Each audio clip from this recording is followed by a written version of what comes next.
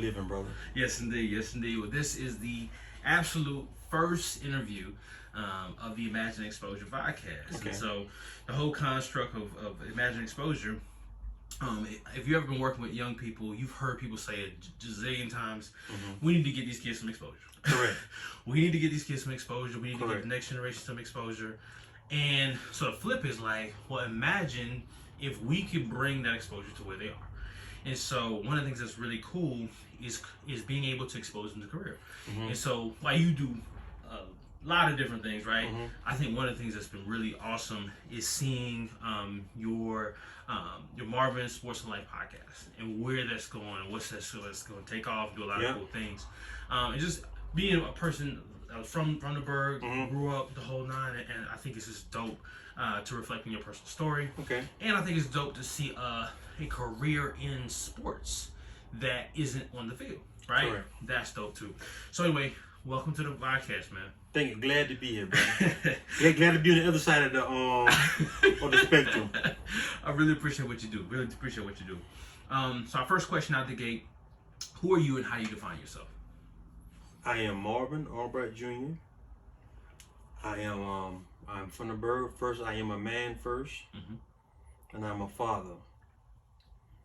That's what I am as of right now. Man first, father, and being a man.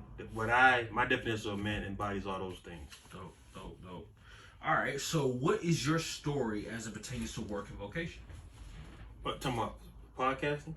You can talk about anything within the sphere of work, vocation, that sort of thing. I think our hope is like I would love to expose our kids to at least 100 some odd different vocations, stories. So whatever you. Okay. I know you have a lot of different things you've interacted with.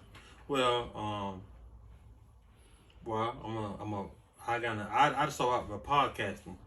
I got into podcasting is me. My first, I'm gonna give a shout out to my partner Misha Patel, who was my first podcast ever. People think Marvin Sports Life. Marvin Sports Life is actually my second podcast. Okay. Me and a buddy of mine, Misha, we would just talk about sports and just talk about these sometimes uncomfortable issues, finances, sports, all day at work. At our place of employment at the time, he's moved away, and we started a podcast, and we didn't know how to start a podcast, so we just went and did it. That's why I tell you the first thing, just do it. And me and him did it, and he moved, and now I started my own one, and I just started doing it, and that's dope. Yeah, that's dope. Yeah. And I'm here now. For sure. I'm also a musician. I also dabble in appliances. I tell people sometimes you just gotta do what you gotta do to make it, and gifts will always make room for you. Okay, that's what's up. And I think that's one of the things that's really cool watching your social media feed. Like you'll jump from sports to be at work on a refrigerator, and then like correct. jump to this. Correct. I try to do whatever is necessary at the point I see or whatever I feel at the time. That's dope. What would you say? I guess specifically talking about podcasting, but you can talk about other things as well. Okay. What would you say is the biggest misconception of your job? That it's hard to start. That it's hard to start. I think a lot of people. I was talking to someone the other day. They overthink the production. They overthink the people think about everything except the content. There you go. They overthink it. That's the misconception is. I could tell myself. People think I'm shooting my podcast with some $100 camera. I had somebody reach out to me to shoot a music video. Yeah. Reach out to shoot a music video, and they said, "What are you shooting with?" I said, "My phone." It was like, "There's no way possible." I'm like, "I'm shooting my phone." Then I had somebody the other day call me. They trying to edit a video. I said, "I don't know how to do that. I need you to get off the CD." They said, "I see edit your videos." I said, "Bro, I do it off my phone." And I think people they get so caught up in they try to I call it the cosmetics of the podcasting. Just do it. Just get it going. That's the most misconception. That it's hard to start a podcast. For sure. If you have a phone, it's not hard to start a podcast. And just for those people who are watching, just full transparent. This is a phone. Yes. You're watching this on a phone as well, and like with the technology that's available. But shout out to the phones that they're making these days. People are making movies. They are compatible with a $100 camera. Why would I have? These phones cost thousands of dollars. Absolutely. We just don't see it because we break it down in payments. These phones are these are $100 cameras. Yep. Take advantage of it. Absolutely. They're not made. They can be more than just selfie sticks. I agree. He said so. He said so. He just said so. He just said so. That's what's up. Who are the people in your vocational story which you're most grateful for? My personal podcast.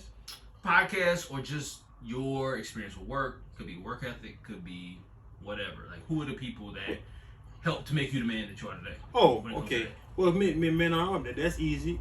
George Washington, okay, who was my stepfather, not George Washington, the man with the wooden teeth. Okay, yeah. But no, bring it out. It's all good.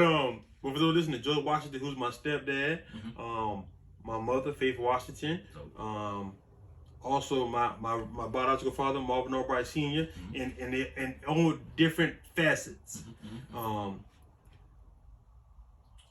When you look back, sometimes when we are younger, we don't realize the sacrifices our parents made till we get older and look back, be like, oh, that's why we did that. Not because they like it, because it just was, we were struggling, or they made this sacrifice. You see the sacrifice is different. I told somebody one time, I didn't get emotional, but I thought about something as simple as this. This is why as far as being the parent that I am, the man that I am, I definitely give credit to my stepdad.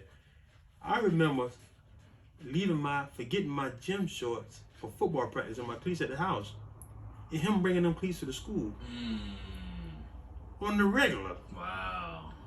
Without like making me feel like a piece of crap or like sacrifice. Nah, that's real. And I think about that kind of stuff. I'm like, man, my mama is my mama. She might have said something, but she still would have brought it. But most time, my stepdad brought it, and I'm like, you know what? Me looking back now, like, this man, the sacrifice, that's why he made me the parent I am now. And I looked at what can be possible without all the things. Because my dad didn't never treat us bad. And yes, my stepdad, but people don't know that. I don't have no horror story. My stepdad treated us great, and my mama great. For sure. But so I give him credit and my mom credit. I seen the work ethic. Like I said, my biological dad credit too, just for being who he is, because he stand on his morals also. Yeah. That's good.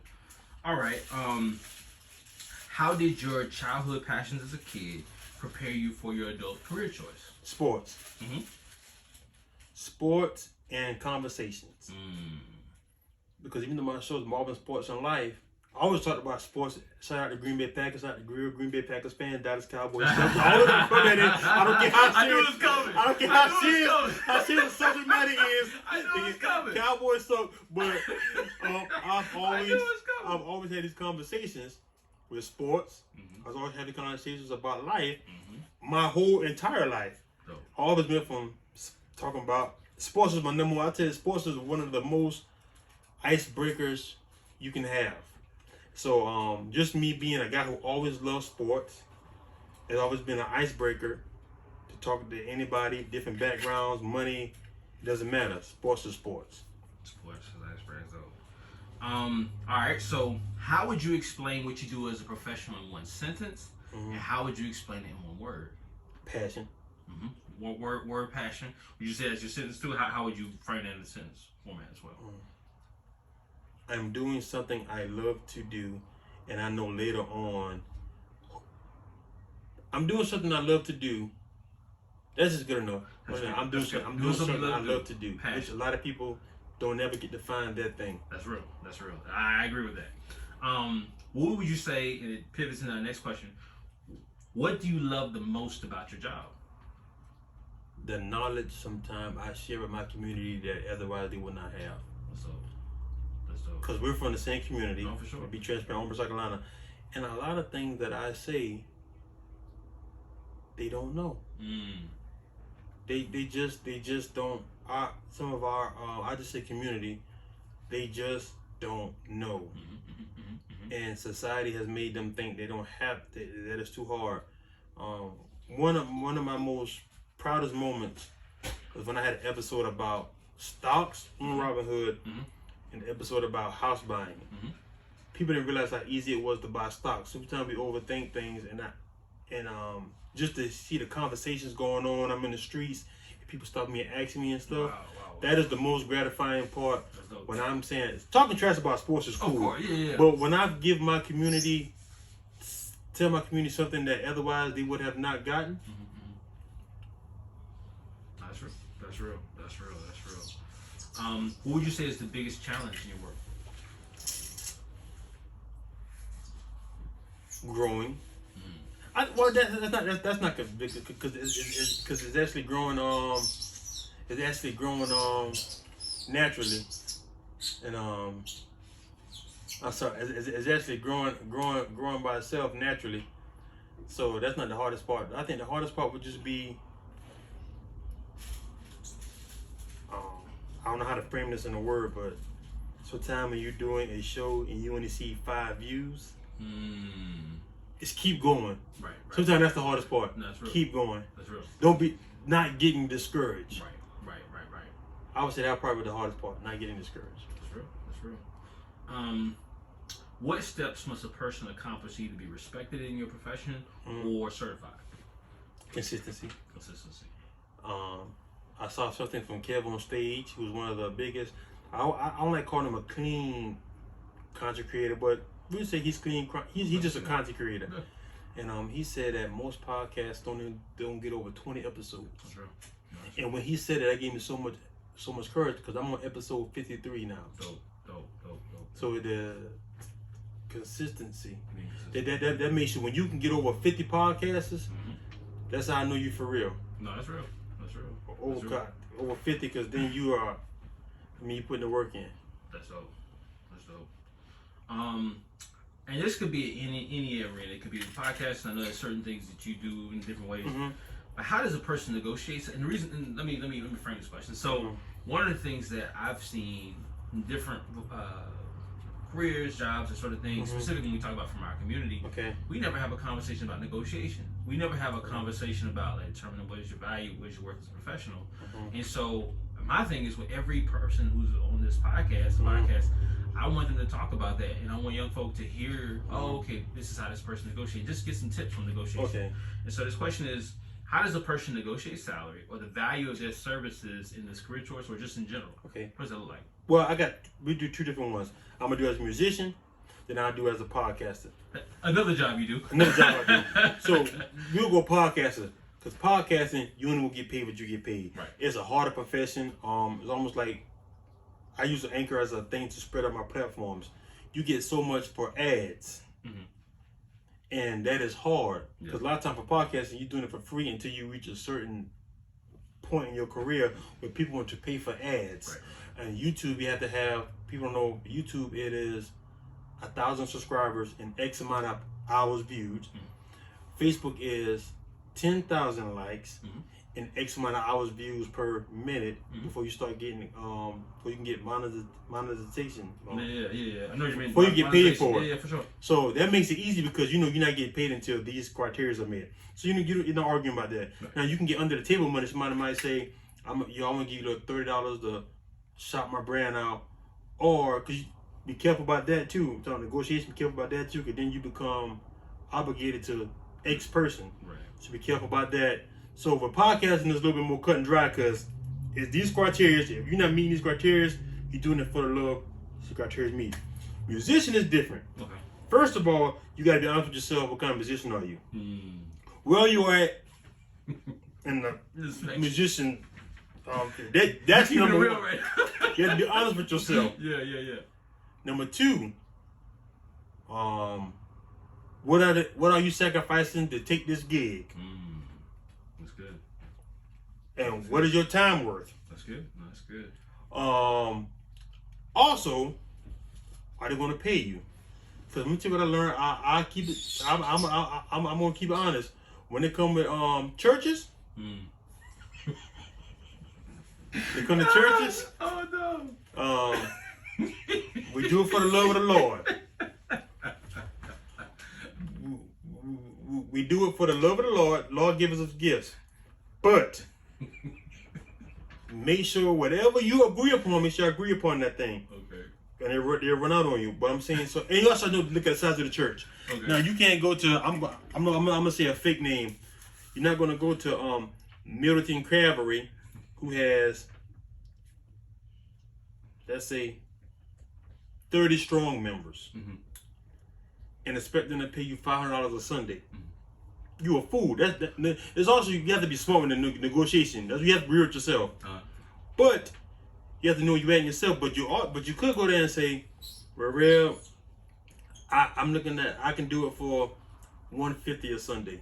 And then, but see, to be real with you, have a number in your head, but also have a number that I won't go below this, because if you're desperate, you can never go into a negotiation desperate. You have to know, okay, Rev, I hate to say Rev, the board don't know this, but I'm not taking no less than 150. You might say, can you do 250? He might say, listen, yeah, I'm gonna be real with you. We can do 150, and we can lock you in at 150. Agree to it. But when you agree to it, your word is your bond. Now, if y'all gonna do a year negotiation, that's fine. If y'all gonna do it Sunday to Sunday, that's fine. When it come to gigs, some people say to do it for the love. And also, when you do it for a church, is it worth it to take a discount to have a bigger audience? That's church. Now, when it comes to non-religious gigs, I want to call them gigs, non-religious shows, some gigs are worth doing for free for the exposure. Don't do too many free gigs, because if you already got a name, you can get it. Do the know where you at, negotiate your money, because people aren't gonna pay what you negotiate. I'll give you a perfect example of how people don't realize how, when they come to musicians, how the church is it has been a solid backbone to musicians. I'm not gonna say any names. I'm gonna just say somebody who, a friend of a friend, was paying for Justin Timberlake. So people don't realize, people see Justin Timberlake band, see all the musicians up there. Let's say if it's, because he got a pretty big band, let's say it's 10 musicians. Only 4 of them guys getting the big bucks. That's on salary, getting paid. The rest of them are getting paid per gig. I know you got guys who on the road who still come back on church on Sundays to get their guarantee. Oh, that's interesting. So people don't realize that's why your greatest musicians come out to church. The church right now, right in COVID and all, is still the backbone for musicians. Because, to be honest with you, the church consistently pays musicians the most money they're going to get, consistently, and you get a chance to perfect your craft. So shout out to the church for being there. And people know, like, a lot of people get off the road, because that money is not guaranteed to get a guaranteed church gig. But know your worth, know you are, don't lie to yourself, be honest with yourself, because if you're a $150 musician, it's okay. I'm not going to charge what, I'll say his name, shout out to Keith Folk, one of the best musicians I know. Humble musician, no bad musician. I'm not charging what Keith charged. Very humble. And I'm not saying Keith charges a lot. I'm talking about, I'm talking about musically level. But I know that I'm honest with myself. Be honest with yourself, and remember, whatever you, just know your worth. Don't be afraid that, people are scared to talk about money. It's part of life. The bill man to call you, he's not scared to talk about money. So you better not be afraid to be compensated for your work. For sure. Absolutely, and I think we have to have more of that conversation. I think even as a person who does ministry within the church, like I think that one of the things that I think is very important for the church to understand is, like, this is relationship building. Correct. You have an opportunity to, I think, build relationships with musicians, with those who are connected, and even if they're not necessarily consistent, they may not go to church, Correct. It now fosters that conversation. It now fosters a long-term engagement. Based on what you now know about your vacation, what advice would you give to yourself if you went back first pick their job? And so, excuse me, let me go back to it. It's the time machine question. Okay. If you could go back on the first day of the first podcast, you said you had 52, 53? 53. Going back, what you know through 53 or 52 other podcasts, what would you tell Marvin on the first day? I'm going to go back to even when I did my first podcast, the Eminem podcast. Okay. It didn't take all that. That's real. That's real. That's Equipment. real. We spent a lot of money we had to spend. Okay. Yeah. It didn't take all that. Take all that. That's real. To get That's better real. quality. I look at my quality now. Mm-hmm. As far as visually, it didn't take all that. It didn't take all that. And I'm listening to that because I'm starting that off the gate. It did not take all that. It don't take all that. That's great advice. That's awesome advice. Don't take all that. Super dope. How do you prepare to one day transition from this role? What do you think is your end game? What's the end goal for Marvin Sports and Life? To have advertisers and to get paid for what I do. Dope. And to be a brand and to reach the mass of people. Because I tell people now, I appreciate the small. When I walk in the streets and somebody say, hey, for people who I don't know, say, hey, I like the show. Mm-hmm. That's why I know I'm doing something right. Keep going. Yeah. I tell people, keep going. Just keep going. Keep going. My end goal is to have advertisements and to get paid for what I like to do. Be compensated. Because pay come thing. Be compensated for what I love to do. For your crowd. Absolutely. All right, so on the way out the door, got 2 more questions. We have the Cultivate Countdown. What we try to do with every guest is think of 2 or 3 different steps or ways in which it could be 5 steps, 7, 3, whatever, that sort of thing. But if you were to impart that onto the next person who's starting it, next group of people who are starting podcast, what will be your countdown to start a podcast? Tell you this second. Number 1, sit down and do it. I give podcast advice out all the time, but I haven't seen one started yet. Wow. Sit down and do it. Yep. Don't be afraid. Do it. Get it done. I'm telling people it's just that simple. Yeah. You want to do it? They have 1,000 apps. Sit there. You don't need nothing but your phone. I tell people they don't worry about the microphone. Get the first one out the way. Knock it out. And just do it. Yep. And I'm gonna give Anchor a shout out because my podcast is full with Anchor. Anchor is a platform I use it dispenses. I download my audio version on there, and it's everywhere. Dope. Anchor. Okay. And brand yourself. Brand yourself. Okay. Brand yourself. Super dope. All right. So we're on the way out the door. We have 1 motivational quote, and what we try to do. Two more things. But the first thing with the motivational quote is this: what is the word from Marvin? Like, what can you specifically say? You know, like everybody has these quotes on the wall. What would you say is a unique quote from you? Faith. It's not a unique quote, but it's my quote. Okay. Faith without works is dead. Faith without works is dead. And that rings true. I don't care. I tell people, some people, not religious. That's okay. That's fine. But just take the parts that's good. Some things, no matter where you put them at, as universal laws. I don't care what you do. You can think it all you want. Faith without works is dead, and I believe that with all my heart. Okay, that is my quote. I can talk about, man, I want to get this podcast done. Faith without work. I got to put the work in. Yeah, go for it. Yeah. That's my favorite quote. That is when I preach, even if you don't use the word. It's that I tell people, faith without works is dead. Now I'm gonna do a street version of it. If you don't hustle, you starve. Trap or die. Get it out the mud. It's one. They all synonym. They all the same thing. Yeah, you gotta work. Gotta push. Man don't eat. Don't work. Don't eat. Don't work. Yeah, you gotta push. Gotta push. But faith without works is dead. All right. Any other final thoughts? Any other places where we can find you, connect with you, etc. Okay. And when I say branding myself, you can't find me. You can Google #Marvin Sports and Life, because I brand myself and I make sure I put that on all my posts, and it's easy to find. So I don't have to worry about, because my Facebook name is The Marvin Sports and Life Show, but on YouTube I'm at Marvin Sports and Life, one word. On Instagram I'm on Marvin Sports and Life, one word. If you forget that, #Marvin Sports and Life. Google me.